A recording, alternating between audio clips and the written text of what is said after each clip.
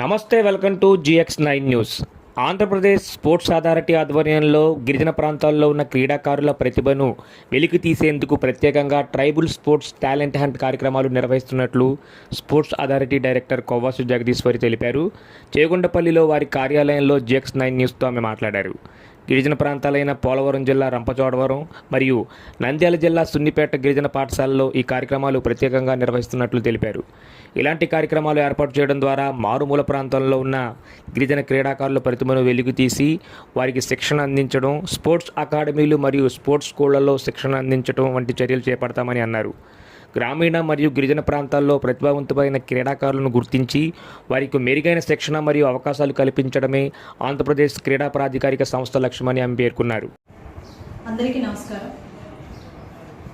మన ముఖ్యమంత్రి వర్యులు శ్రీ నారా చంద్రబాబు నాయుడు గారు ఆంధ్రప్రదేశ్ను ఆంధ్రప్రదేశ్గా తీర్చిదిద్దాలనే సంకల్పంతో ఈ మధ్యకాలంలో శాప్ లీగ్స్ అవన్నీ కూడా కండక్ట్ చేయడం జరిగింది.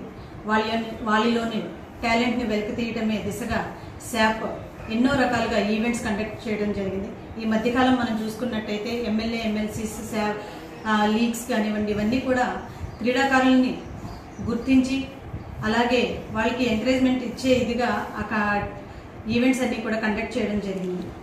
ఇప్పుడు ముఖ్యంగా ఆల్రెడీ 26 డిస్ట్రిక్ట్స్లో ఈ శాప్ లీగ్స్ అనేవి జరుగుతూ ఉన్నాయి. అలాగే వాళ్ళ టాలెంట్ని గుర్తించే కార్యక్రమం కూడా జరుగుతోంది.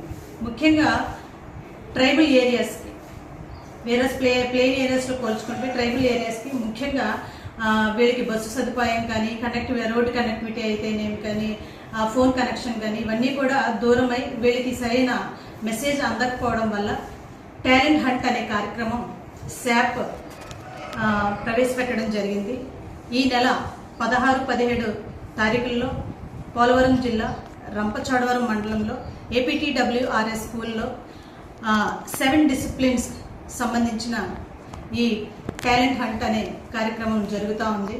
ఇందులో ముఖ్యంగా గిరిజన క్రీడాకారులు విద్యార్థులు ఎవరైతే 8 నుండి 14 సంవత్సరాల లోపు పిల్లలు ఉంటారో వాళ్ళందరూ కూడా ఇక్కడ పార్టిసిపేట్ చేయొచ్చు. అలాగే ఎవరైతే గవర్నమెంట్ రికగ్నైజ్డ్ స్కూల్స్లో కూడా చదువుకుంటున్నారో వాళ్ళందరూ కూడా ట్రైబల్ పిల్లలు వాళ్ళందరూ కూడా ఈ టాలెంట్ హంట్ సెలక్షన్స్కి వాళ్ళందరూ కూడా అర్హులే.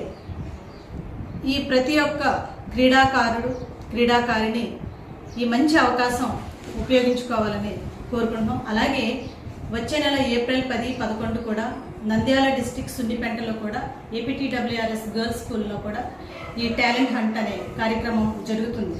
ఎందుకంటే ఈ మధ్యకాలం మనం చూసుకున్నట్టయితే బ్లైండ్ క్రికెటర్ కరుణ కుమారి అయితేనేమి, కుంజ రచిత అయితేనేమి వాళ్ళ యొక్క ప్రతిభను చూపించి మన రాష్ట్రం పేరు నిలబెట్టారు.